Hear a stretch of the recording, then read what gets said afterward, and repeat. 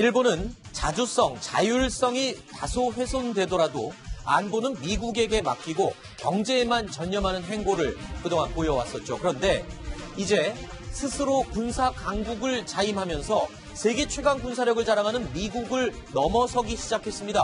급기야 차세대 스텔스 전투기 F-3를 온전히 일본 자국의 기술로만 만들겠다고 선언을 했습니다. 이현정님, 네. 자, 일본이 그러니까 차세대 주력 스텔스 전투기 F-3를 미국의 도움 없이 오직 일본의 기술만으로 개발하기로 선언을 했다는 거죠? 네.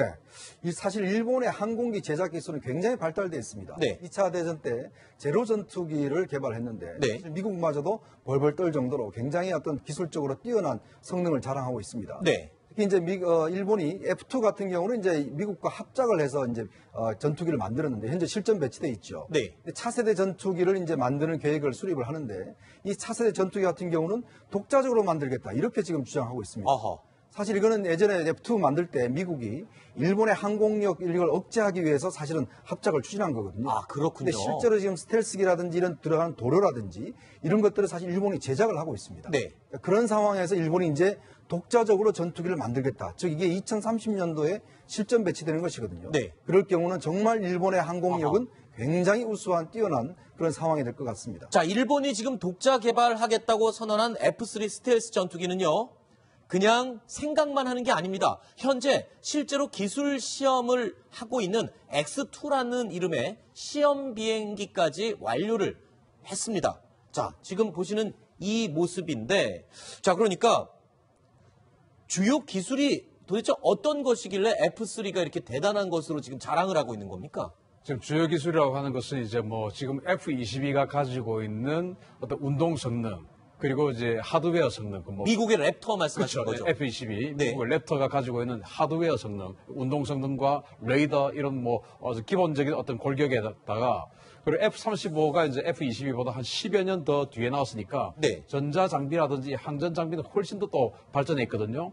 그런 것들을 또 더해서 거기다가 이제 일본 같은 경우는 F-35를 라이센스 생산했습니다. 네. 그 라이센스 생산하면서 얻은 기술력을 또 더해서 네. 그리고 이제 독자적으로 계속 이런 능력을 더해가지고 거의 뭐 F-22와 F-35를 합한 것보다 더 뛰어난 전투기를 만들겠다. 네. 이런 건데 여기에 이제 일체형 동체 네. 이런 것들로 구성되고 차세대 엔진은 이 F-22보다 훨씬 더 강력한 그런 엔진 능력. 네. 그리고 일체형 복합 동체라고 해가지고 이게 뭐 구조가 엄청나게 강하고 네. 아주 경량화돼서 네. 더 나은 연비를 보여주는 뭐 그런 것들이죠.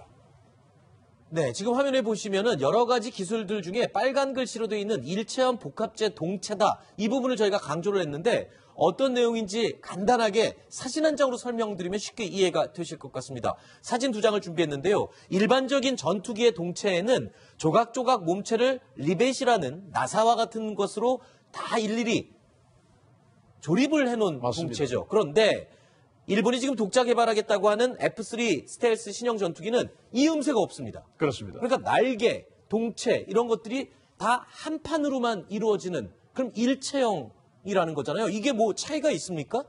이 음새가 있는 것과 없는 것이. 이음새가 있으면은 일단은 금속의 구조 강도가 좀 약하다 하더라도 이 피스가 작기 때문에 네. 충분한 어떤 그 강도를 구현할 수 있지 않겠습니까? 네. 그러나 방금 지금 보시고 계시는 것처럼 리벳이 워낙 많다 보니까 네. 저게 레이더 반사 면적을 엄청나게 증폭을 시켜요. 아하.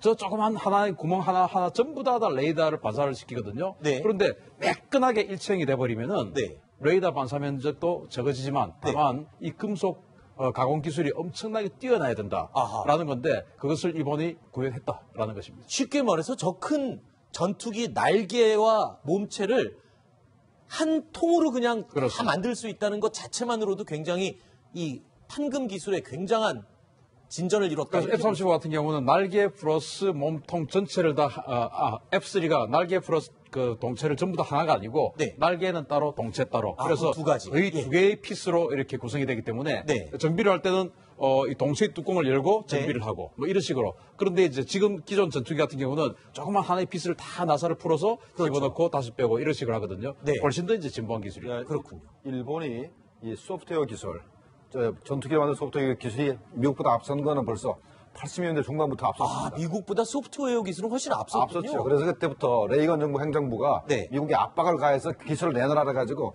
그때 할 수 없이 내놓기 시작했었습니다. 네. 근데 지금은 아마도 F2를 개발할 때 기술이 미국으로 유출됐다. 그 유출돼가지고 미국의 전투기를 만드는데 많이 이제 활용이 됐겠죠. 네. 다시는 안 숨는다 소리가 바로 그 소리입니다. 네. 자기네가 월등히 앞선 전자기술 가지고 네. 독자 개발을 하지 미국에 주지 않겠다 그런 얘기입니다. 네. 자, 조금 전에 들으신 것처럼 일본의 F3 전투기 독자 개발에는요, 숨은 사연이 있었습니다. 세계 최강 군사 대국인 미국이 일본에게 F3 전투기를 함께 개발하고 만들자라고 제안을 했다가 퇴짜를 맞은 겁니다. 그게 조금 전에 잠깐 언급을 했지만 F2를 개발할 당시에 미국으로부터 말하자면 기술을 많이 뺏겼다면서요. 이제 그 일본이 그 아까 우리 이현정 의원님께서 제로센 전투기 말씀을 하셨는데 네. 일본은 크게 두 개의 군용 항공사가 있어요. 네. 카와사키는 이번에 P1 초계기 보셨지 않습니까? 그래서 중대형 항공기를 만들고 전투기는 미쓰비시에서 만드는데 그 제로센을 미쓰비시에서 만들고 네. 2차 대전이 끝난 이후에 F1을 만들었습니다. 그러다가 이제 80년, 70년대 F2를 만들고 이제 독자적으로 하는데 록히드 마틴이 즉 미국이 같이 하자. 네. 라고 해가지고 일본의 F2는 사실 F16하고 거의 흡사하게 생겼습니다. 네. 똑같다고 보시면 되겠죠. 그러니까 록히드 마틴의 기술을 주면서 미국은 일본의 당시 7, 80년대 전자 어떤 기술이 뭐 우리가 능히 알고 있는 뭐 소니라든지 엄청난 어떤 그런 앞서가는 기술이 있었지 않습니까? 그걸 다 가져간 것이죠. 네. 그 기술을 바탕으로 또 일본에게 또 하청을 주면서 해서 F-22를 만들었거든요. 네. 그런 것들을 이제는 두 번 다시 미국에게 기술 주지 않겠다라는.